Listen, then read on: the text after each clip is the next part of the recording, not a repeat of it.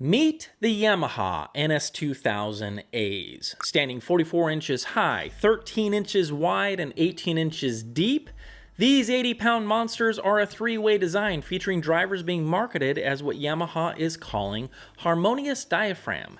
This material is made from a blend of Xylon, which according to them has excellent sound velocity and optimal internal dissipation, and spruce, which is actually used in the soundboard of Yamaha pianos, and according to them, essential for emanating sound. I have no idea what the heck Xylon is, but spruce is wood, and wood is paper, and this all added up to a giant smiley face for this cowboy.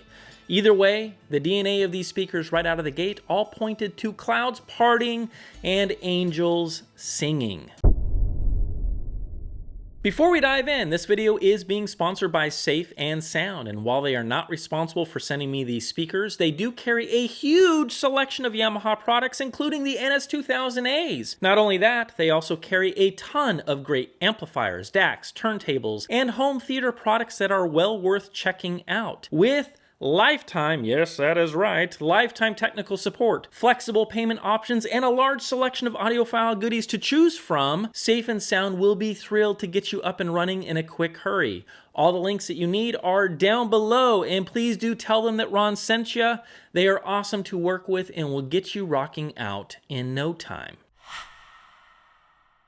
For those of us who care about crossover components, namely capacitors, inductors, and resistors, and even wire, Yamaha is using MCAP Supremes made by Mundorf of Germany, along with what their marketing team described as a huge woofer coil. Now look, huge doesn't necessarily mean anything worthwhile, and yes, that text is taken straight from their website, but based on the pics shown here, I would imagine that the parts being used inside are probably pretty decent. I was tempted to crack these open myself, but there isn't one screw head visible anywhere on these speakers, and so I ended up chickening out, and I can only hope, and I do hope, that Yamaha is not messing around. Like the terminals on the recently reviewed RN2000A, these are indeed cut from solid brass, feel great in the hands, and do appear to be high quality. Perhaps even more important than speaker terminals,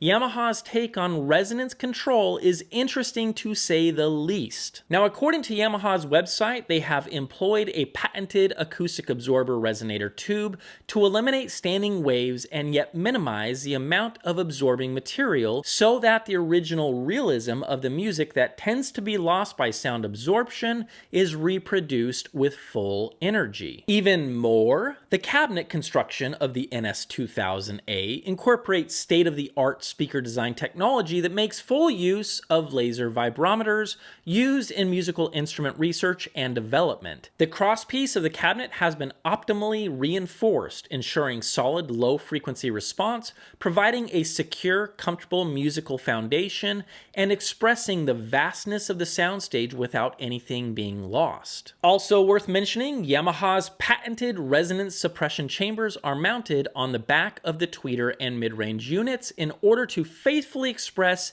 even the finest nuances of musical instruments and voices. So, taking all of this technology into account, given to us by the marketing team of Yamaha, what do we really have here? Well, from what I can see, what we have are a pair of piano black speakers that do look stunning, come with magnetic grills, sport drivers of an interesting material, and with the asking price of 8 G's, holy cow, Yamaha seems to be prepared to kick the door down and make a statement. So, let's get to the bottom of this, and I'll tell you exactly what I think about the Yamaha NS2000As. When I first sat down and listened to these speakers, they sounded immediate, quick to respond, and lively. By that I mean, there was definitely a sense of presence being conveyed in the music that I have noticed in other speakers that highlight all of the small and delicate details that can be hidden away.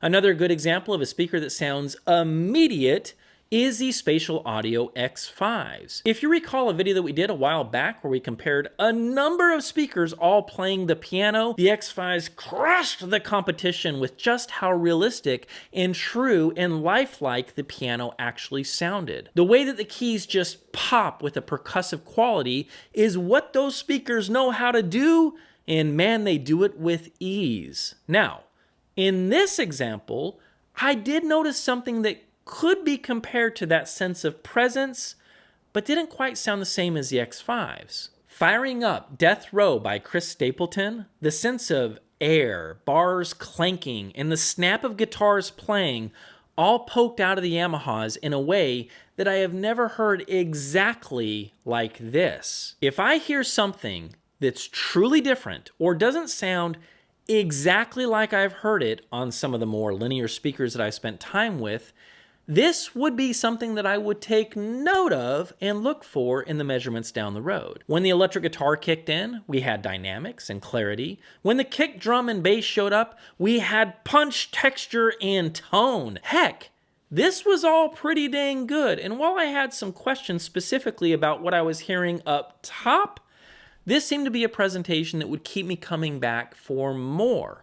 What can I say? These speakers sounded detailed, full of life, full of character, and very revealing throughout the entire bandwidth. Spending a solid week before formulating a concrete opinion, I kept track of my notes, and pulling from the highlights, a couple of things kept showing up. Number one, presence, a sense of air and articulation in upper harmonics. Number two, time domain information seems to lead the charge in quite a few songs. Number three, a large and vast sense of space in the soundstage. Number four, nothing ever came across as fatiguing or forward in the upper mid-range or areas that are often perceived as bright. Number five, very good tone and texture throughout the mid-band, mid-bass, and bass. So, in a nutshell, these are the key takeaways, and while just a couple of sentences isn't all that we need to unpack all of the details of what the heck is going on, we need to shift gears and take a look at this with a magnifying glass. Now, before I do, I have a favor to ask. I've never asked you guys a favor before, and I'm going to ask one right now. Sit back, relax for a second. Don't assume anything as we take a look at the frequency response of the N-S2000As. Why? Well, it's kind of complicated. First of all, for those who are new here or new to measurements, the way that I do things or the way that I have this set up is what's called a gated response. I am capturing information in a window of time. In this particular case, that time window is set for 7 milliseconds. That's my time window. With my microphone 39 inches away from the speaker on axis to the tweeter, and that window of time we have to work with, 7 milliseconds, we can see a response from 200 hertz up to 20 kilohertz. The reason we are unable to see data below 200 hertz is because I'm unable to capture the speaker without some kind of a reflection before that gated 7 millisecond window of time. Taking a look at the response of our very first on-axis measurement, and no, I cannot say axis for the life of me, we show about a decibel drop around 400 hertz. And about a 1 to 1.5 decibel rise from 600 to 900 hertz. Let's call this area of the bandwidth the heart of mid-range. Starting around 1000 hertz up to 2500 hertz, we see a fishbowl or a shallow dip in the response. Let's call this section of the bandwidth the area of brightness. One could argue that this area of the bandwidth could be more linear, but I could also see many folks raising their hands in objection, making the claim that if we're gonna have a shallow dip in the response, that's not a bad place to have it. And you know what?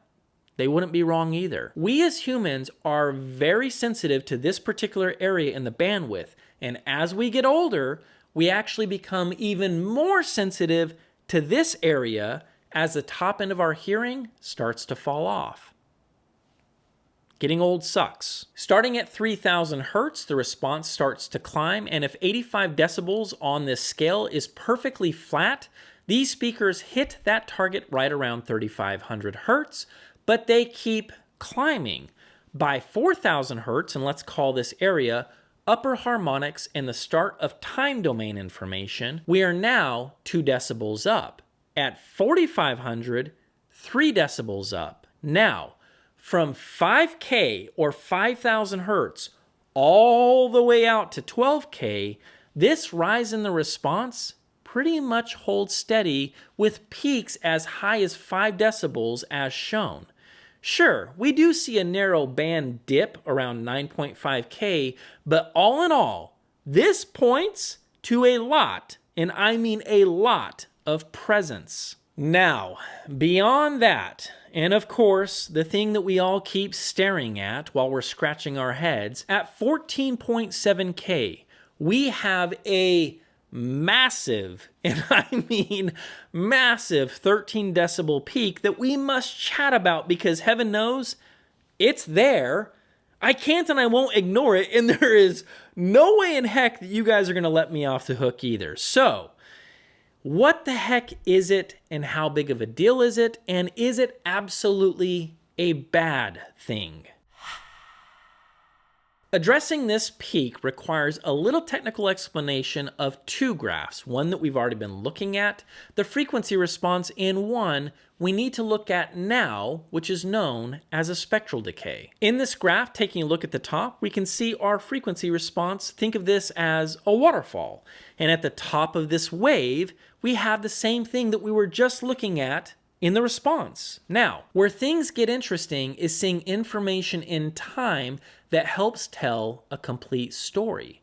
Looking at this massive peak here, in the event where this leg of this waterfall was shooting way out towards us, we would be having a very different conversation, and Yamaha would probably not like the way that conversation would go. The reason is, that leg shooting out towards us would indicate that this rise in the response would last longer, or hang out in your listening room longer as the other waves come crashing down at the same time. In short, if it was indeed hanging out a lot longer than what it is, than all of these other waves, that problem would often be referred to as stored energy.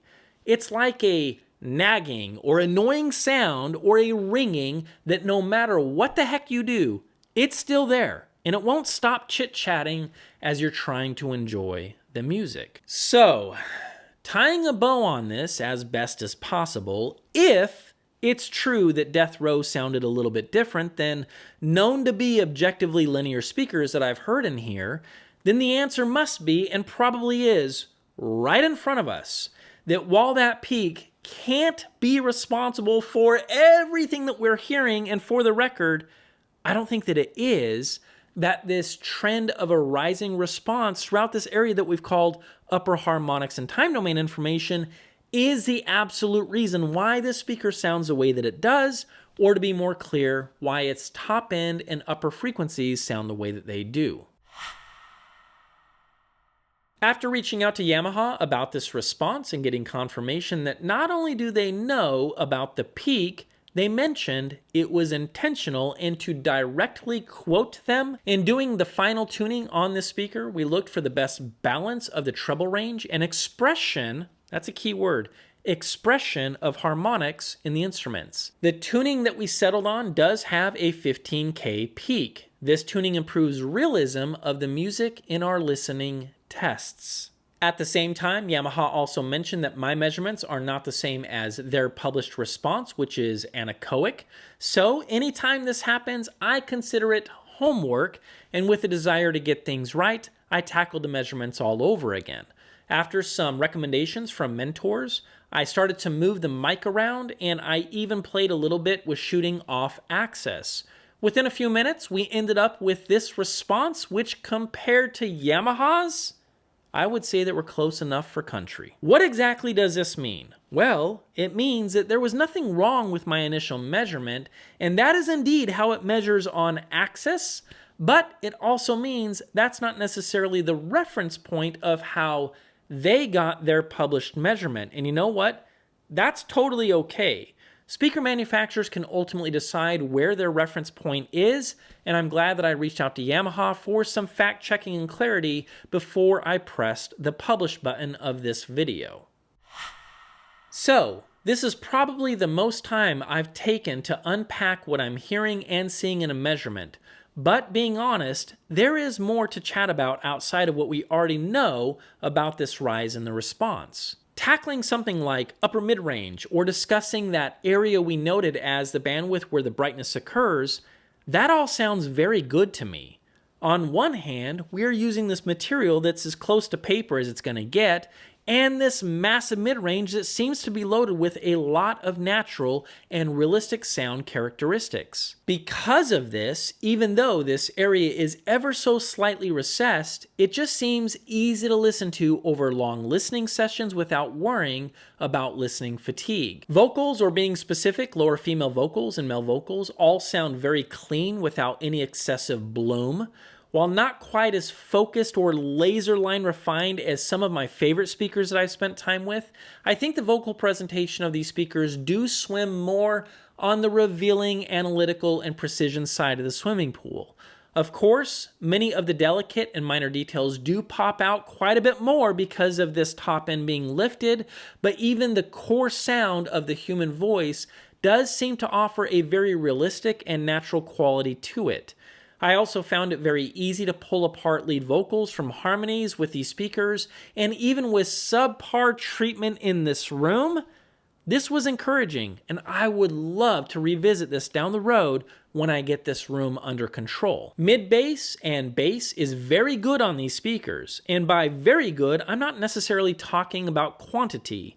Sure, these can dig down pretty low when you place them up against a wall, but deep into the room, a subwoofer is probably going to be needed to fill in the bottom octave. What I'm celebrating, despite the sub comment, is how the bass and mid-bass sounds. To me, this material being used does sound like some of the better sounding paper cone materials that I have spent time with. Hearing the low end of keys, the pluck from a cello, or deep organs and bass guitars is rather easy to do. The speakers ooze texture and tone, and sound again very vivid and lifelike even below the belt. Another thing that caught my attention is not just how these projects sound, but how the soundstage is impacted by their overall voicing. Top-end details and certainly most percussive instruments seem to have this almost wraparound-like effect in the stage. While borderline sounding more like an effect, it was at times very intoxicating, but also at times almost a distraction. I want to be very careful here, so please listen to me with caution. A lot of this could be a lack of treatment in this room, and it's possible things that I'm hearing could be tamed quite a bit over the long haul. But the reason that I'm going to stand by these comments is I'm not hearing these same traits with the Spatial Audio Sapphires, the X4s, and I didn't notice this with the recently reviewed Concept 50s. First of all, for all of the folks who stayed to the end, thank you. Into the rabbit hole we went, but it was important to me to hold this review up to the light and be happy with the end result. I always rely on my ears in these reviews, but I need to be able to back up specific details like we did today. How I would like to close this chapter of the Yamaha N-S2000As after everything that I have heard and seen, I guess it would go something like this. These speakers are not a linear speaker. I'd imagine that in an honest conversations with the engineers at Yamaha, they would agree with that statement. From my perspective, they took a risk in intentionally voicing the speaker the way that they did, and I would imagine that risk does come with the chance that some folks might not dig what you decided to do. As for me, I've been around enough speakers from manufacturers who also took risks by elevating a particular part in the bandwidth in a loudspeaker, and in most of those scenarios, it didn't pay off, at least with me. With the NS2000As, I'm going to be honest in saying that not once in any of my listening sessions did I hear anything that was a bad distraction. While I certainly heard things that might have distracted me, it wasn't bad. Certainly I heard things that were elevated, but I didn't hear anything that made me want to stop listening to the music. If anything, it made me curious about what the next track was going to sound like. So, if you need a perfectly flat speaker in your life, this is probably not the best choice out there. On the other hand, if you have spent time with speakers that do have elevated information, well past the point of perceived brightness, and dig the sound of upper harmonics being showcased in the music, I can tell you with full confidence that everything else below that is going to sound very good, if not excellent, with the Yamaha NS2000As.